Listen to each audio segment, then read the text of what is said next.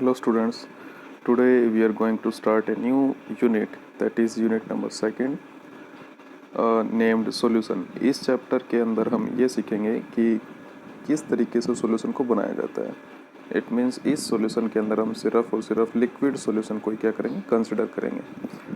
इसके बाद हम ये जानेंगे कि उस सॉल्यूशन की क्या प्रॉपर्टीज़ होती हैं, जैसे वेपर प्रेशर और कोलिगेटिव प्रॉपर्टीज़. ये बेसिकली हमारी थीम रहेगी. सबसे पहले हम इस चैप्टर के अंदर लिक्विड सॉल्यूशन को ही कंसिडर करेंगे, वो किस तरीके से बनते हैं, और उनकी स्टडी करेंगे, उनकी प्रॉपर्टीज़ की, जैसे वेपर प्रेशर हो गया और कोलिगेटिव प्रॉपर्टी हो गई. ये हम आगे चल के सीखेंगे. सबसे पहले हम बात करते हैं टाइप्स ऑफ सॉल्यूशन की. तो जैसे कि आपको पता होगा, सॉल्यूशन क्या होते हैं, हमारे होमोजीनियस मिक्सचर होते हैं जिनके अंदर दो या दो से ज़्यादा कंपोनेंट प्रेजेंट होते हैं. So we can say solution are homogeneous mixture of two or more than two components. तो सॉल्यूशन में सबसे पहली बात होमोजीनियस मिक्सचर होना चाहिए. होमोजीनियस मिक्सचर का मतलब क्या होता है, जैसे मान लीजिएगा एग्जांपल के तौर पे समझते हैं. ये मेरे पास एक कंपोनेंट है जिसका फेज़ है लिक्विड, और ये दूसरा मेरे पास एक और कंपोनेंट है जिसका फेज़ क्या है, लिक्विड है. जैसे आप ये समझ लीजिए कि ये क्या है, हमारा वाटर, और ये क्या है मेरा लेमन जूस. ओके, अब मैं इन दोनों को मिला रहा हूँ, तो ये बाद में क्या मिल जाता है, रिजल्टेंट क्या मिलेगा, मेरे पास वाटर फेज़ रहेगा. तो यहाँ पे देखिए, ये जो फेज़ है और ये फेज़ जो है, ये दोनों क्या है, लिक्विड लिक्विड फेज़ है. इसलिए हम इनको क्या कहते हैं, होमोजीनियस. होमोजीनियस का मतलब होता है दोनों का फेज़ सेम होना चाहिए. ये भी लिक्विड है और ये भी लिक्विड है. इस तरीके के जो सॉल्यूशन होते हैं उनको हम क्या कहते हैं, होमोजीनियस. इस तरीके के जितने भी होमोजीनियस मिक्सचर होते हैं उनको क्या कहते हैं, सॉल्यूशन कहते हैं. अब हम बात करते हैं, जैसे कि बता दिया हमने कि उनका फेज़ सेम रहेगा. और दूसरी बात यह है कि होमोजीनियस मिक्सचर कहने का मतलब होता है कि उनकी property through out the mixture क्या रहती है, प्रॉपर्टी कह लें और उनकी कंपोजिशन कह लें. कंपोजिशन और property through out the mixture क्या रहती है, यूनिफॉर्म. यूनिफॉर्म मतलब सेम रहती है, वो बदलती नहीं है, फ्लक्चुएट नहीं करती है. ठीक है. जनरली अब हम बात करते हैं सॉल्यूशन के अंदर प्रेजेंट जो कंपोनेंट होते हैं उनकी. तो हम बात करते हैं generally the component that is present in larger quantity. जो सॉल्यूशन के अंदर लार्ज क्वांटिटी में प्रेजेंट रहेगा उसको हम क्या कहेंगे, सॉल्वेंट कहेंगे. जो भी सॉल्यूशन के अंदर, जैसे हमारे पास डिफरेंट डिफरेंट कंपोनेंट्स है, इसमें बहुत सारे कंपोनेंट है, ए बी सी. ठीक है, मान लेते हैं कि ए जो है वो सबसे ज़्यादा मात्रा में प्रेजेंट है. तो इसी की बात कर रहे हैं. जो सॉल्यूशन के अंदर सबसे ज़्यादा क्वांटिटी में प्रेजेंट होगा उसको हम क्या कहेंगे, सॉल्वेंट कहेंगे. ओके. और सॉल्वेंट के अलावा जितने भी चीज़ें प्रेजेंट रहेंगी, वन और मोर कंपोनेंट, एक से ज़्यादा भी कंपोनेंट हो सकते हैं सॉल्यूशन में, सॉल्वेंट के अलावा जो प्रेजेंट रहेगा उनको क्या कहेंगे, हम सोल्यूट कहेंगे. और सोल्यूट की मात्रा हमेशा सॉल्वेंट की मात्रा से कम होगी. अब हम बात करते हैं जो सॉल्वेंट होता है वही डिसाइड करेगा कि लास्ट में जो भी फेज़ आएगी वो कैसी बनेगी. जैसे मेरे पास मान लीजिए ये है वाटर. ओके. और ये वाटर है, मान लें मेरे पास 1 लीटर. मैंने इसके अंदर क्या मिलाया, लेमन मिलाया. ठीक है. और क्या मिलाया, सोडियम क्लोराइड NaCl, नमक मिलाया. ठीक है. एक तरह से मैं शिकंजी बना रहा हूँ. तो वाटर लिया मैंने 1 लीटर, लेमन लिया मैंने और NaCl लिया. तो वाटर मैंने सबसे ज़्यादा अमाउंट में लिया, तो मेरा जो सॉल्वेंट हुआ वो क्या हुआ, वाटर. तो सॉल्वेंट क्या हुआ मेरा, वाटर. सॉल्वेंट हो गया मेरा वाटर. अब वाटर के अलावा दो चीज़ें थी मेरे पास, एक था सोडियम क्लोराइड यानी कि टेबल सॉल्ट, और क्या था मेरा, लेमन जूस था. ठीक है. अब ये दोनों क्या हो गए मेरे, एक तरह से सोल्यूट हो गए, क्योंकि इनकी जो क्वांटिटी है वो वाटर की क्वांटिटी से कम है. और दूसरी बात क्या थी कि ये जो सॉल्वेंट होता है वही डिसाइड करेगा कि लास्ट का सॉल्यूशन कैसे बनता है. जैसे हमें पता है वाटर के अंदर हम नमक और लेमन जूस डालने के बाद हमारे पास जो लिक्विड फेज़ ही बनती है, और वाटर भी किस फेज में रहता है, हमारा लिक्विड फेज़ में हमने लिया है. तो इसलिए हम कह सकते हैं कि सॉल्वेंट डिसाइड करता है, सॉल्वेंट डिटरमाइन करता है कि लास्ट में जो सॉल्यूशन बनेगा उसका फेज़ क्या होगा. ओके. अब हम बात करते हैं इस यूनिट के अंदर सिर्फ हम बाइनरी सॉल्यूशन के साथ ही डील करेंगे. अब बाइनरी सॉल्यूशन क्या होते हैं, जिसके पास सिर्फ दो ही कंपोनेंट होते हैं. ओके. उसको हम बाइनरी सॉल्यूशन कहेंगे. दो कंपोनेंट होने का मतलब होता है बाइनरी सॉल्यूशन. अब सबसे पहले हम बात करेंगे टाइप्स ऑफ सॉल्यूशन की, कि किस अलग अलग कितने तरह के हमारे पास टाइप्स होते हैं।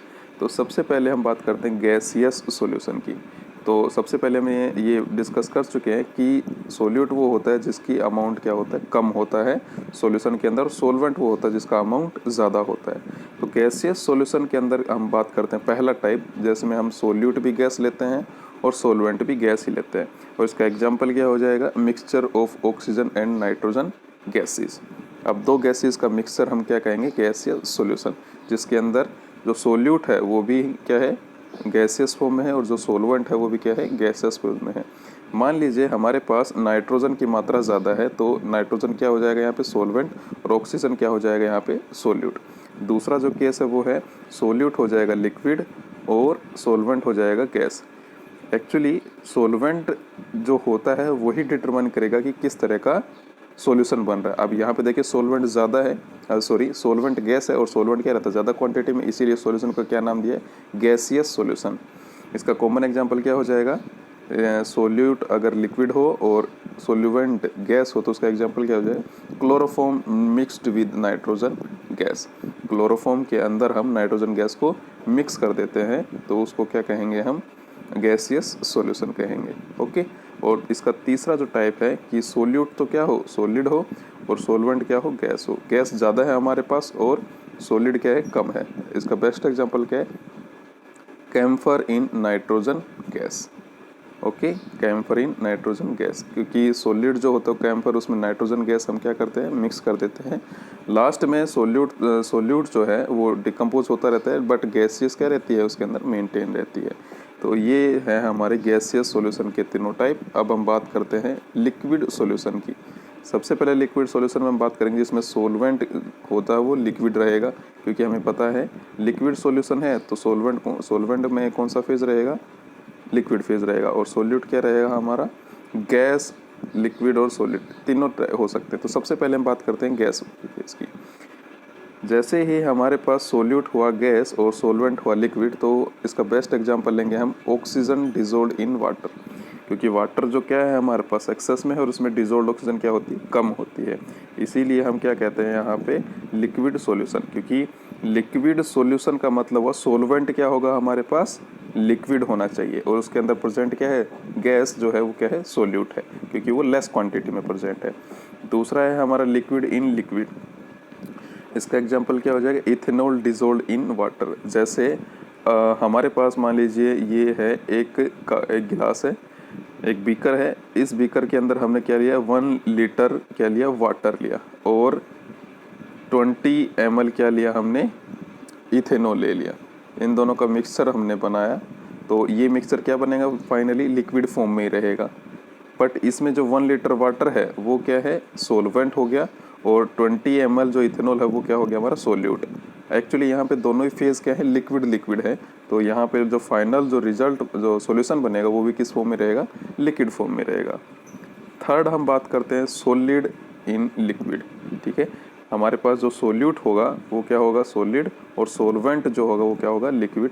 इसका बेस्ट एग्जांपल क्या है, ग्लूकोज डिजोल्ड इन वाटर।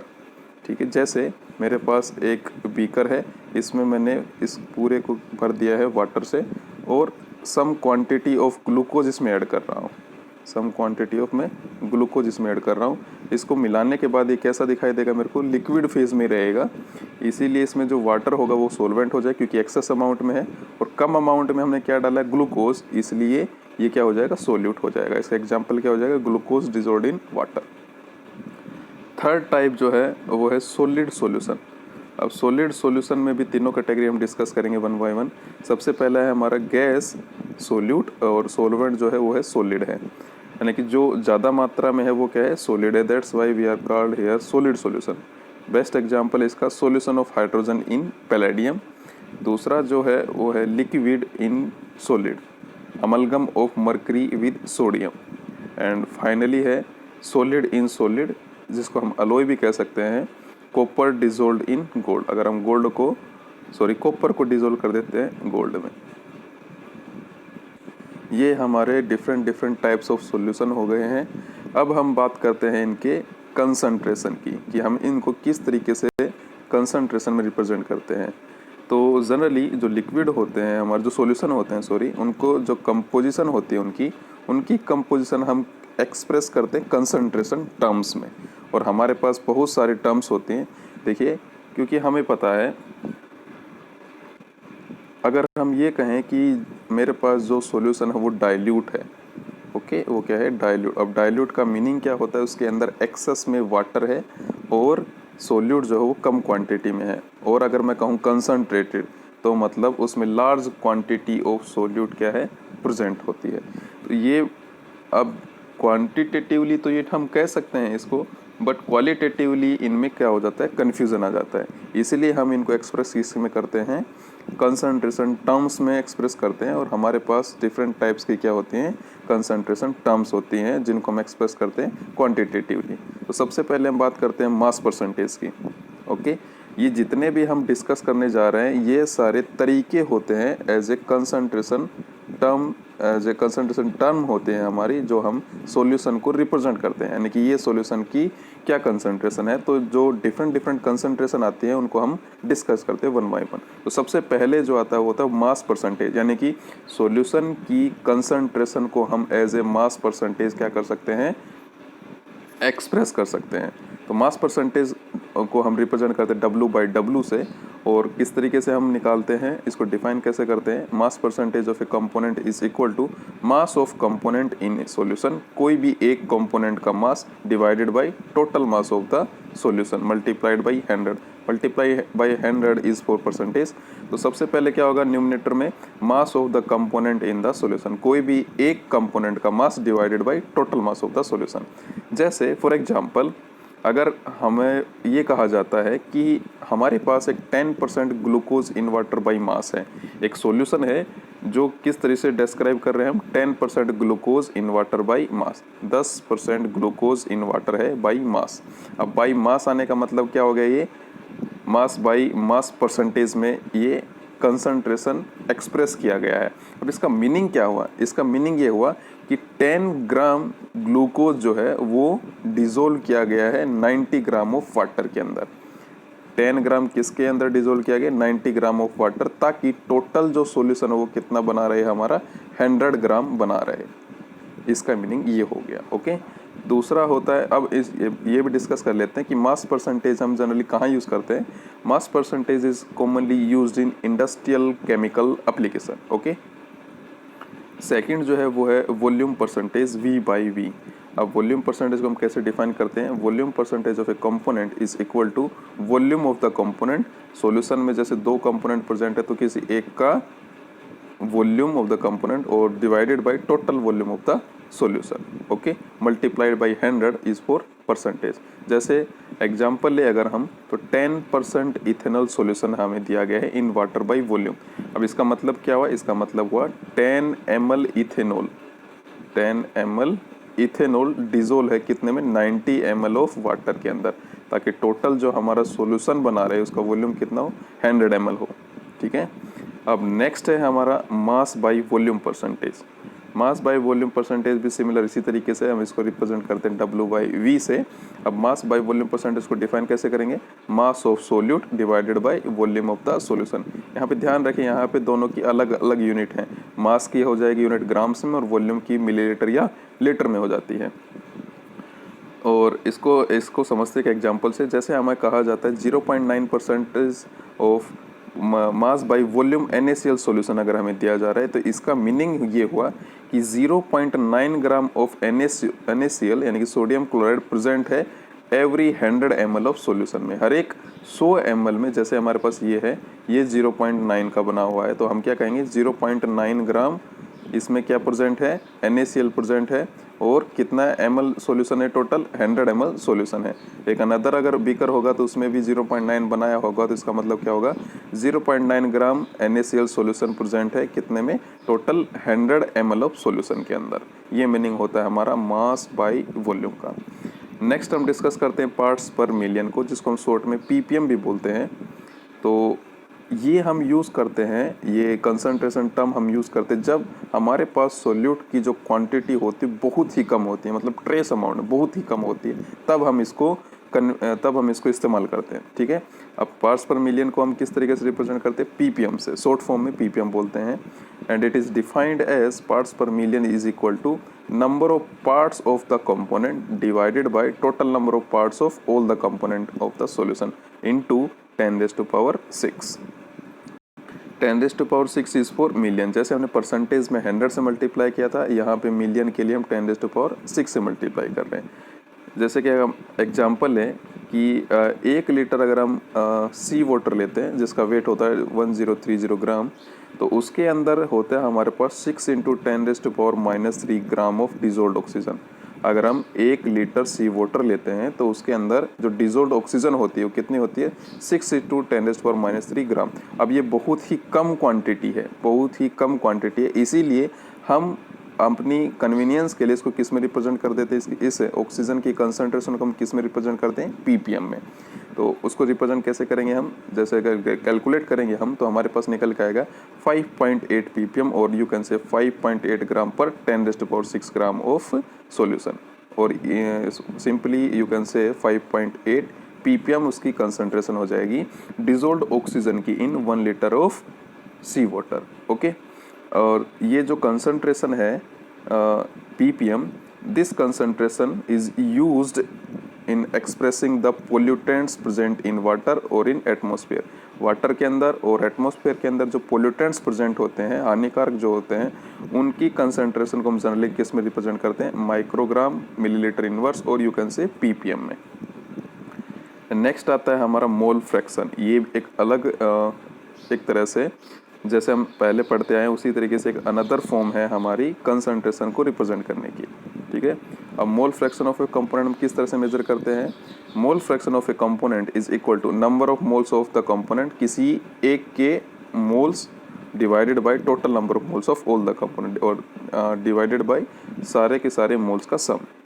जैसे हम एक एग्जांपल लेते हैं, मान लीजिए हमारे पास एक बाइनरी मिक्सचर है, बाइनरी मिक्सचर जिसके अंदर दो क्या है, कंपोनेंट है। मान लेते हैं हम एक कंपोनेंट है ए और दूसरा कंपोनेंट है बी। अब ए जो कंपोनेंट है उसके नंबर ऑफ मोल्स हैं Na, और जो बी कंपोनेंट उसके नंबर ऑफ मोल्स हैं Nb। इस तरीके से हमने रिप्रेजेंट किया है।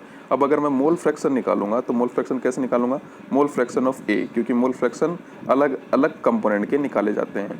मोल फ्रैक्शन ऑफ ए, सबसे पहले मोल फ्रैक्शन को इस तरीके से रिप्रेजेंट किया था, और you can simply represent as a XA। Okay, mole fraction of A is equal to number of moles of A divided by total moles. अब टोटल मोल्स क्या हो जाएंगे, moles of A and moles of B.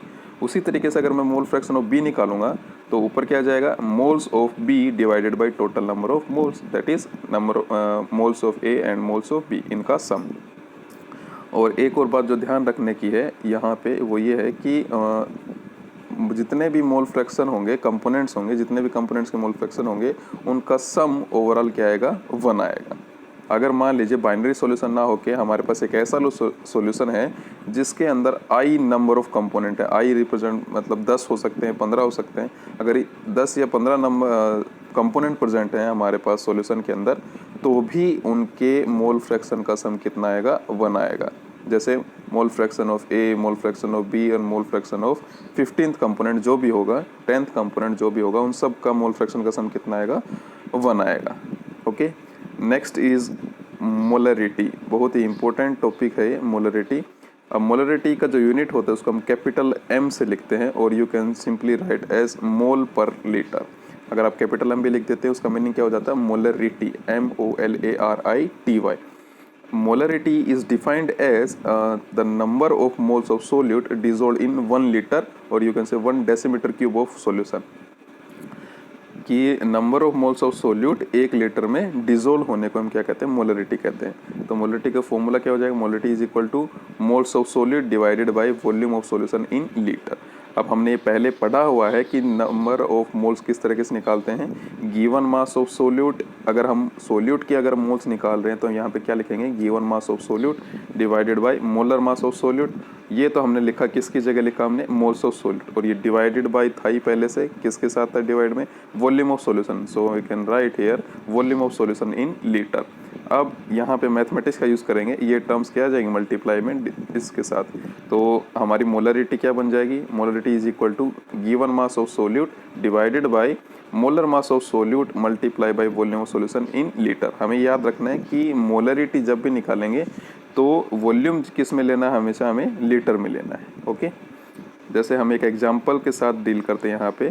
Calculate the molarity of A solution containing 5 gram of sodium hydroxide in 450 ml of solution. अब हमारे पास इस question में क्या दिया हुआ है, जो 5 ग्राम सोडियम हाइड्रोक्साइड दिया हुआ है और 450 ml ऑफ सॉल्यूशन दिया हुआ है। तो इससे अंदाज़ा लग जाता है कि सोडियम हाइड्रोक्साइड क्या है, हमारा सोल्यूट है, क्योंकि ये लेसर क्वांटिटी में प्रेजेंट है। ओके, अब हमें क्या निकालना है, मोलरिटी निकालने के लिए सबसे पहले 3 चीज़ें चाहिए होंगी। एक तो मास जो हमें दिया हुआ है, दूसरा मोलर मास निकालेंगे और तीसरा वॉल्यूम ऑफ सॉल्यूशन निकालेंगे। तो सबसे पहले गिवन मास ऑफ सोल्यूट जो कि सोडियम हाइड्रोक्साइड वो दिया हुआ है 5 ग्राम। फिर molar mass of solute, sodium hydroxide का मोलर मास कैसे निकालेंगे, सोडियम का 23 प्लस ऑक्सीजन का 16 प्लस हाइड्रोजन का 1 and its term comes out to be 40 gram per mole. अब मोलर मास की यूनिट आपको याद रखनी है, ग्राम पर मोल में होती है।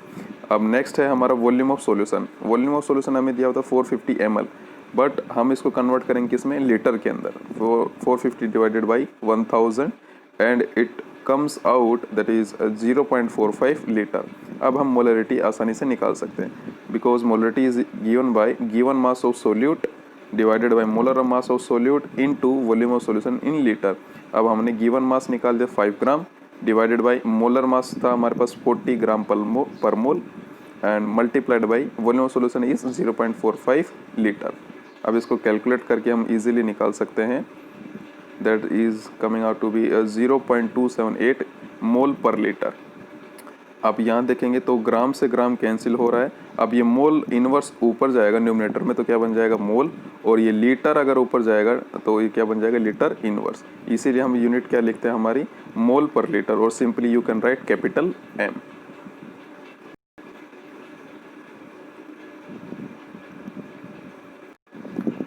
Sorry for the disturbance. अब हम आगे देखते हैं हमारा टॉपिक मोललिटी। यहाँ पे मोललिटी है MOLALITY, बिकॉज मोलरिटी और मोललिटी में सिर्फ एक लेटर का डिफरेंस है, दैट इज ओवर हियर। इसका प्रोनाउंसिएशन हमें सही तरीके से करना है, बट हम इसको डेजिग्नेट करते हैं स्मॉल m से। मोलरिटी को हम डेजिग्नेट करते हैं कैपिटल M से और मोललिटी को डेजिग्नेट करते हैं स्मॉल m से। जो मोलरिटी होता है उसका यूनिट क्या होता है, मोल पर लीटर, और जो मोललिटी होता है उसका यूनिट होगा मोल पर किलोग्राम। आइए समझते हैं इसको। Molarity is defined as the number of moles of solute per kilogram of the solvent. 1 kilogram solvent में हमने कितना ग्राम सोल्यूट, कितने number of moles of solute dissolve किए हैं, ये होता है हमारा मोललिटी। अब मोलरिटी का जो फॉर्मूला होगा that is moles of solute divided by mass of सोल्वेंट in KG and it is given mass of solute divided by molar mass of solute multiply by mass of सोल्वेंट in KG. बिल्कुल उसी तरीके से जिस तरह से हमने molarity वाले फॉर्मूले में यूज़ किया था ये कंसेप्ट मैथमेटिक्स का। अब हम देखते हैं कि एक प्रॉब्लम से डील करते हैं कि किस तरीके से मोलरिटी को फाइंड आउट किया जाता है। Very simple problem, that is calculate molarity of 0.5 gram of ethanoic acid. Ethanoic acid को क्या कहते हैं हम, CH3COH and 75 gram of benzene that is C6H6। अब हमारे पास दो चीज़ें दी हुई हैं, हम इसको इस तरह समझते हैं। हमने एक बीकर के अंदर लिया 2.5 ग्राम ऑफ CH3COH यानी कि इथेनोइक एसिड लिया है, और दूसरे बीकर में हमने क्या लिया 75 gram of C6H6 that is benzene लिया है। अब इन दोनों को कंपेयर करते हैं, एक है 2.5 ग्राम, एक है 75 ग्राम। तो हमें पता लग गया यहाँ से कि 75 ग्राम ज़्यादा है, इट मीन्स इसकी क्वांटिटी ज़्यादा, मतलब ये क्या होगा, मेरे पास सोलवेंट होगा। और 2.5 ग्राम जो है ये लेसर क्वांटिटी, इट मीन्स ये क्या हो जाएगा, मेरा सोल्यूट हो जाएगा। अब मुझे पता लग गया कि सोल्यूट और सोलवेंट क्या है, तो मैं फॉर्मूले के अकॉर्डिंग अपनी चीज़ें निकालना शुरू करता हूँ। जैसे given mass of solute that is 2.5 gram, molar mass of solute, molar mass कैसे निकालेंगे, कार्बन का 12, अगर 3 हाइड्रोजन है तो 3, फिर कार्बन फिर से 12 प्लस ऑक्सीजन 2 बार है तो 16 प्लस 16 एंड लास्ट में हाइड्रोजन है तो उसका 1। अब सम करेंगे तो कितना जाएगा 60 and you can remember the unit gram per mole. Okay, उसके बाद हमें निकालना है मास ऑफ सोलवेंट। हमें दिया गया 75 ग्राम, बट हमें किस में चाहिए mass of solvent, in kilogram. So we divide this by 1000। Now we can easily calculate the molality. Molality is given by given mass of solute, that is CH3COH, divided by molar mass of solute multiplied by mass of solvent in kg. तो given mass हमारे पास कितना था solute का 2.5 ग्राम, divide कर देंगे molar mass जो हमारा निकल के आया 60 ग्राम पर मोल, मल्टीप्लाई कर देंगे मास of solvent that is 0.075 kilogram. यहाँ पे ग्राम से ग्राम कैंसिल हो जाती है यूनिट। अब ये मोल ऊपर जाके क्या बन जाएगा, मोल इन्वर्स ऊपर जाके क्या बन जाएगा, सिंपली मोल, और किलोग्राम ऊपर जाएगा यानी न्यूमिनेटर में जाएगा तो क्या बन जाएगा, किलोग्राम इनवर्स। और we can multiply 60 by 0.075, it comes out as 4.5, and when we divide 2.5 by 4.5 it comes out to be 0.556 मोल पर किलोग्राम। इस तरीके से हम ये न्यूमेरिकल सोल्व कर सकते हैं मोलैलिटी और मोलरिटी के। Thank you.